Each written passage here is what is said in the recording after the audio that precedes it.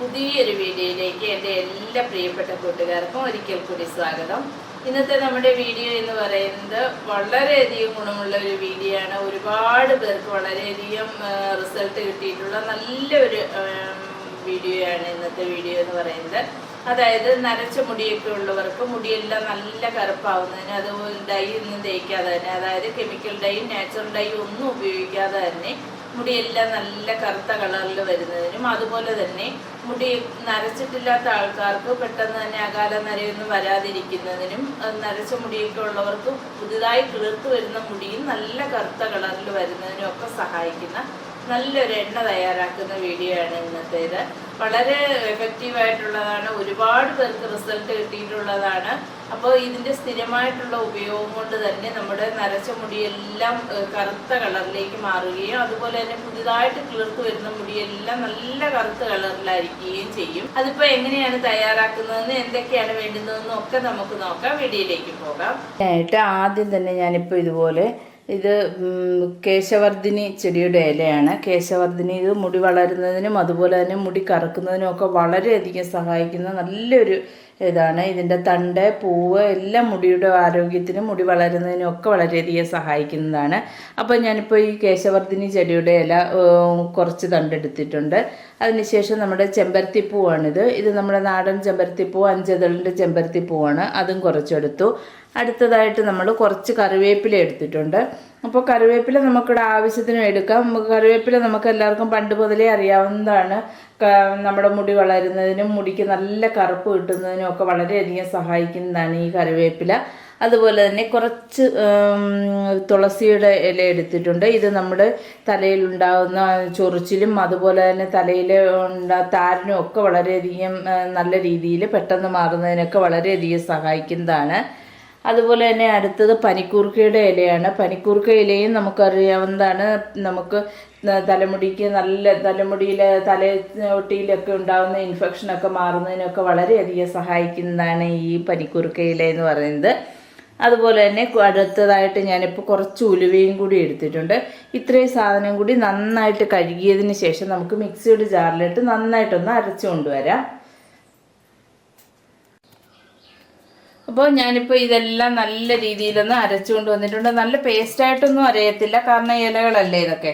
അപ്പോൾ പറ്റിയ രീതിയിൽ, അരഞ്ഞു കിട്ടിയ രീതിയിൽ ഞാനിപ്പോൾ ഇതെല്ലാം ഒന്ന് അരച്ചെടുത്തുകൊണ്ട് വന്നിട്ടുണ്ട്. ഇതെല്ലാം നമുക്ക് ഇതുപോലെ ഈ ഇരുമ്പ് ചീനിച്ചട്ടിയിലേക്ക് ഇട്ട് കൊടുക്കുക. ഇരുമ്പ് ചീനിച്ചട്ടിയിൽ തന്നെ തയ്യാറാക്കാനായിട്ട് പ്രത്യേകം ശ്രദ്ധിക്കണം. കാരണം ഇരുമ്പ് ചീനിച്ചട്ടിയിലായെങ്കിൽ മാത്രമേ നമുക്ക് നല്ല രീതിയിൽ ഇത് നല്ല ആ ഒരു കളറിൽ നമുക്ക് കിട്ടുകയുള്ളൂ. നമ്മൾ പറയത്തില്ലേ, ഡൈയൊക്കെ നാച്ചുറൽ ഡൈയൊക്കെ ഹെന്നയും നീലാമരിയൊക്കെ തയ്യാറാക്കുമ്പോൾ ഇരുമ്പ് ചട്ടിയിൽ തയ്യാറാക്കണമെന്ന് പറയുന്നതിൻ്റെ കാരണം അതാണ്. കാരണം ഇരുമ്പ് ചട്ടിയിലാണെങ്കിൽ മാത്രമേ നമുക്ക് നല്ല രീതിയിൽ ആ ഒരു കളർ, നല്ല കളറായിട്ടൊക്കെ നമുക്ക് കിട്ടുകയുള്ളൂ. അപ്പോൾ ഇതെല്ലാം ഞാൻ ഇത് അരച്ചെല്ലാം ഇതിലേക്ക് ഇട്ട് കൊടുത്തിട്ടുണ്ട്. ഇനി അടുത്തതായിട്ട്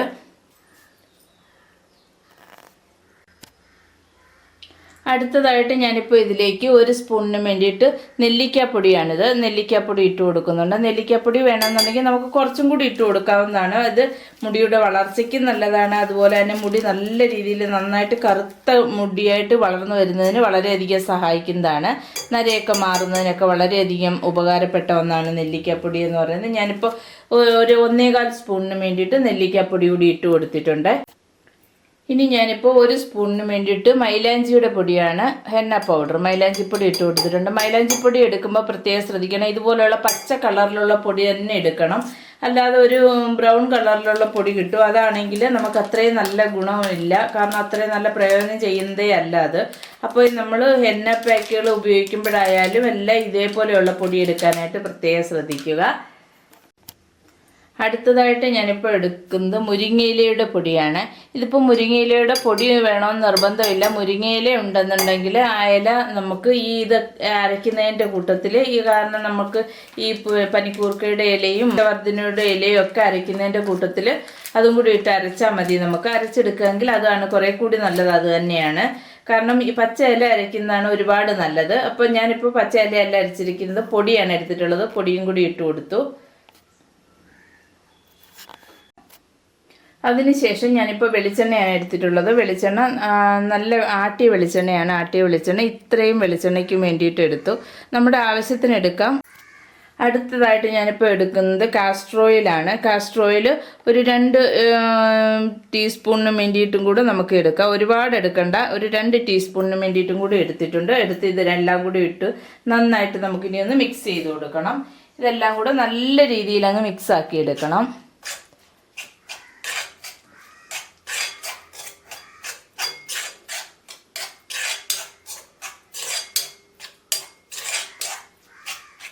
ഇനിയിപ്പോൾ നമുക്ക് ഇത് അടുപ്പത്ത് വെച്ച് നന്നായിട്ട് തിളപ്പിച്ച്, കാരണം ഇതിൽ നമ്മൾ അരച്ച് ചേർത്തിരിക്കുന്ന ഈ ഇലയെല്ലാം നല്ല രീതിയിൽ അങ്ങ് മുരിഞ്ഞ് കിട്ടണം.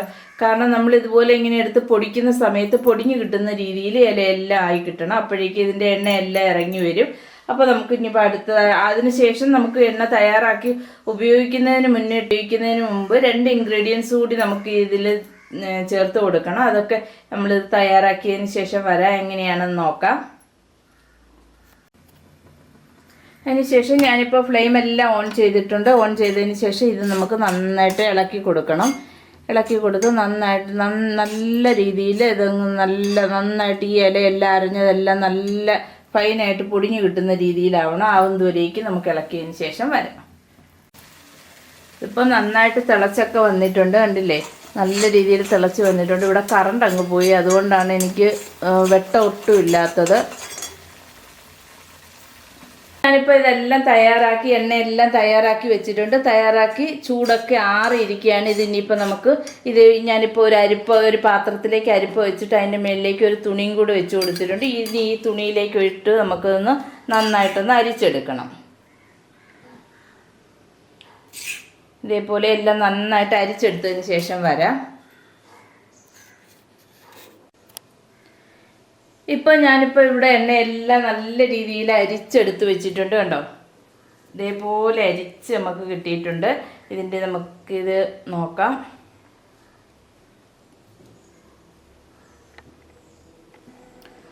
നല്ല രീതിയിൽ നന്നായിട്ടങ്ങ് പൊടിഞ്ഞു കിട്ടിയിട്ടുണ്ട് നമുക്ക്.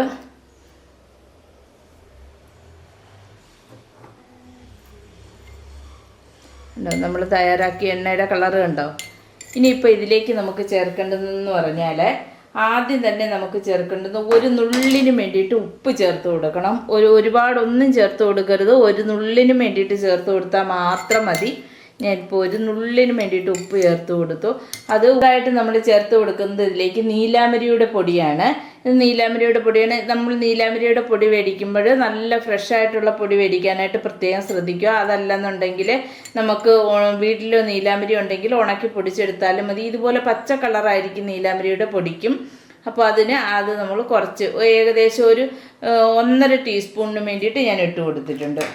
ഇട്ട് കൊടുത്ത് ഇതും കൂടി ഇട്ടതിന് ശേഷം ഇത് നന്നായിട്ട് അങ്ങ് മിക്സ് ചെയ്യണം. എണ്ണ നല്ല രീതിയിൽ അങ്ങ് മിക്സ് ആക്കി എടുക്കുക. ഒട്ടും തരിയില്ലാത്ത രീതിയിൽ വേണം മിക്സാക്കി എടുക്കാനായിട്ട്.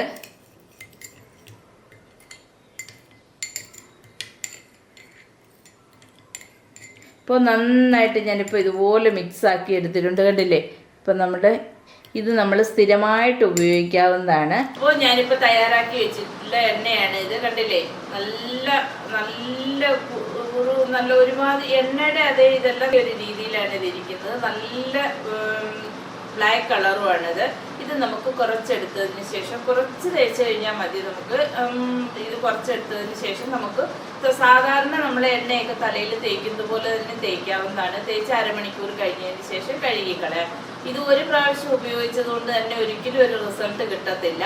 കുറേ പ്രാവശ്യം നമ്മൾ ഉപയോഗിച്ചെങ്കിൽ മാത്രമേ ഇതിൻ്റെ റിസൾട്ട് കിട്ടുകയുള്ളൂ. അപ്പോൾ ഇതിപ്പോൾ നമ്മൾ ഉപയോഗിക്കുന്നത് നമ്മൾ സാധാരണ വെളിച്ചെണ്ണയൊക്കെ തലയിൽ തേക്കുന്ന പോലെ തന്നെ നമുക്ക് തേക്കാവുന്നതാണ്. ഇത് സ്ഥിരമായിട്ട് നമുക്ക് തലയിൽ തേക്കാം. സ്ഥിരമായിട്ട് എണ്ണ തേക്കുന്ന അതേ രീതിയിൽ തന്നെ വെളിച്ചെണ്ണയ്ക്ക് പകരമായിട്ട് നമുക്കിത് തന്നെ തേക്കാവുന്നതാണ്. തേച്ച് കഴിഞ്ഞ് കഴിഞ്ഞാൽ സ്ഥിരമായിട്ടുള്ള ഉപയോഗം കൊണ്ട് തന്നെ മുടിക്ക് നല്ല കറുപ്പ് കളർ വരുന്നതിനും അതുപോലെ തന്നെ മുടിയിൽ താരനൊക്കെ ഉണ്ടെങ്കിൽ അതൊക്കെ മാറുന്നതിനും മുടി നന്നായിട്ട് വളരുന്നതിനൊക്കെ വളരെയധികം സഹായിക്കും. കാരണം ഇതിനകത്ത് അടങ്ങിയിരിക്കുന്ന കേശവർദ്ധിനിയും അതുപോലെ തന്നെ മുരിങ്ങയിലയും കറിവേപ്പിലയും ഒക്കെ മുടി നന്നായിട്ട് വളരുന്നതിന് വളരെയധികം സഹായിക്കുന്നതാണ്. അപ്പോൾ ഇത് നമുക്ക് സ്ഥിരമായിട്ട് ഉപയോഗിക്കാൻ പറ്റുന്ന ഒരു എണ്ണയാണ്. എല്ലാ ദിവസവും ഉപയോഗിക്കാൻ പറ്റുന്ന ഒരു എണ്ണയാണിത്.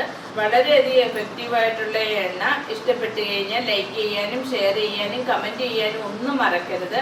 അതുപോലെ തന്നെ സബ്സ്ക്രൈബ് ചെയ്യാതെ കാണുന്ന കൂട്ടുകാരൊക്കെ ഉണ്ടെങ്കിൽ പ്ലീസ് ഒന്ന് സബ്സ്ക്രൈബ് ചെയ്ത് സപ്പോർട്ട് ചെയ്യാൻ മറക്കരുതേ.